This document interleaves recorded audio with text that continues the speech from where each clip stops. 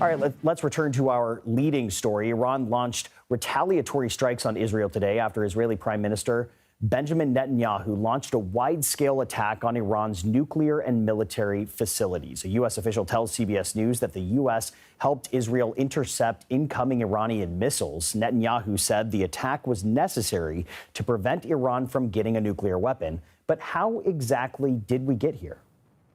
All right, joining me now is Ian Bremmer. He's the president and founder of Eurasia Group, a global research and advisory firm. Ian, so good to see you. Great to have you on. Now, I want to start with this. In a video message, Prime Minister Benjamin Netanyahu said that he issued a directive to his security chiefs in November 2024, instructing them to destroy Iran's nuclear program. Of course, that plan came into fruition over the last 24 hours, but was months in the making. How exactly did we get here?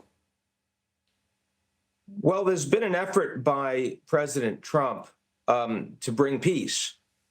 He's wanted negotiations with Iran. He's been particularly interested in them since his efforts with the Russians on Ukraine have not borne fruit. And so in the early weeks and months of those conversations, the United States was pushing back hard against Netanyahu and also against hardliners inside the Trump administration that were more sympathetic to strikes on Iran, particularly Mike Waltz, who at one point was national security advisor and was sidelined because of his level of support. Now, as the weeks and months went on and the Iranian talks were slow, were incremental, they were pushing back, Trump was getting bored and tired of it. At that point, he was much more willing to give at least the blinking yellow light, and then as of last week, a green light, as of earlier this week, a green light to the Israelis. And it was very clear from Monday, Tuesday, as the Americans were withdrawing all non-essential personnel from bases in the region that were within ballistic missile striking distance of Iran, that the United States was fully engaged with Israel on these strikes, knew exactly what was going to happen, and we're no longer trying to forestall it. You know, it's been 7 years since President Trump announced the United States withdrawal from the Iran nuclear deal, which, of course, was brokered by President Obama and other Western allies back in 2015.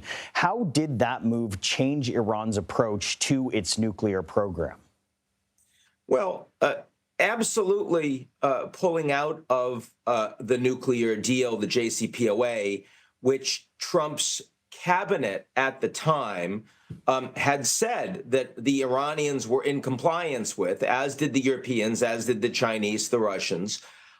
It certainly meant that Iran was no longer gaining the benefits from being in compliance with that deal, and therefore they started speeding up their level of uranium enrichment, their stockpiling of enriched uranium, and how close they were to a breakout to a nuclear bomb if they decided to build one. At the same time, all the way through, before Trump pulled out, the Iranians were still providing enormous amounts of military support and technical advice and intelligence to proxies across the region that were engaged in attacks against Israel and against the United States.